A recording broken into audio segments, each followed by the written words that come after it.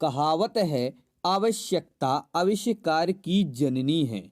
आज विश्व को हम जिस आधुनिकतम रूप में देख रहे हैं वह इसी आवश्यकता का परिणाम है। बात करें ककहरे की तो यहाँ भी यही कहावत चरितार्थ होती है। 26 अक्षरों की आधुनिक अंग्रेजी वर्णमाला को भले ही रोमन वर्णमाला कहा जाए, लेकिन रोमन लोगों ने इन्हें इजाद नहीं किया था। उन्होंने सिर्फ लिखित भाषा को सुधारा और परिष्कृत किया था। हजारों वर्षों से कई देशों में यह अपने अपने ढंग से विकसित हुई है और अभी भी हो रही है। वर्णमाला के ज्यादातर अक्षर जानवरों, वस्तुओं और आकृतियों के प्राचीन चित्रों के ही प्रतिरूप माने जाते हैं। 3000 ईसा पूर्व में मिस्रवासियों ने कई चित्र और प्रतीक बनाए थे।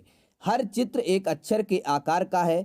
इसे हाइरोग्लिफिक्स कहा जाता था, लेकिन व्यावसायिक जगत के लिए यह वर्णमाला बहुत धीमी गति वाली थी, खास तौर पर 1200 ईसा पूर्व के फिनीशियंस के लिए, जो उस समय विश्व के बड़े व्यापारी हुआ करते थे। लिहाजा उन्होंने उन अक्षरों को ही विकसित किया जिनमें प्रतीक से काम चल सकता था। हर प्रतीक एक ध्वनि का प्रतिनिधित्व करता था और कुछ प्रतीक मिलकर एक शब्द की ध्वनि बनाते थे। 800 ईसा पूर्व में यूनानियों ने फिनीशियंस की वर्णमाला को आत्मसात किया, लेकिन पाया कि इसमें व्यंजन ध्वनियाँ नहीं हैं, जबकि उन्हें अपनी भाषा में इसकी ज़रूरत थी।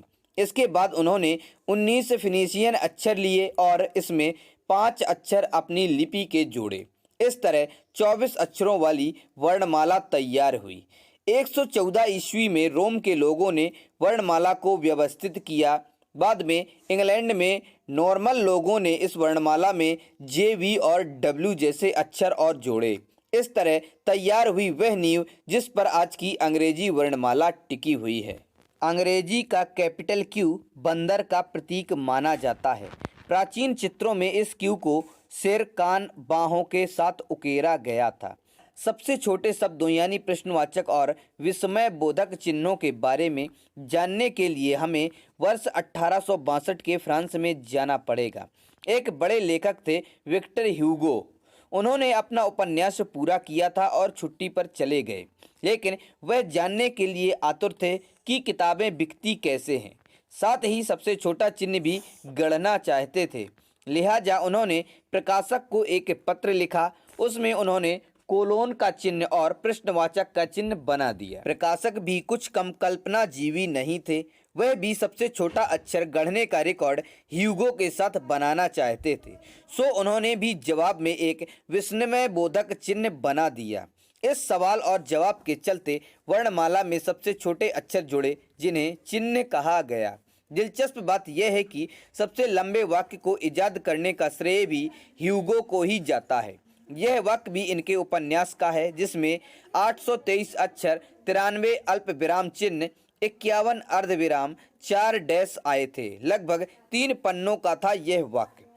अंडरग्राउंड अंग्रेजी भाषा का एकमात्र ऐसा शब्द है जिसका आरंभ और अंत UND अक्षरों से होता है। टैक्सी शब्द का उच्चारण भारतीय, अंग्रेज, फ्रांसीसी, जर्मन, स्वीडिश, पुर्तगाली और डच लोग समान रूप से करते हैं। तो दोस्तों, आप लोगों को हमारी ये जानकारी कैसी लगी? पसंद आई हो तो अपने दोस्तों के साथ शेयर करें और हमारे इस वीडियो को लाइक कर दें। हमारे चैनल पर पहली बार आए हैं तो हमारे चैनल फैक्ट्स क्रिएटर जी को सब्सक्राइब कर दें और बेल आइकन भी दबा दें।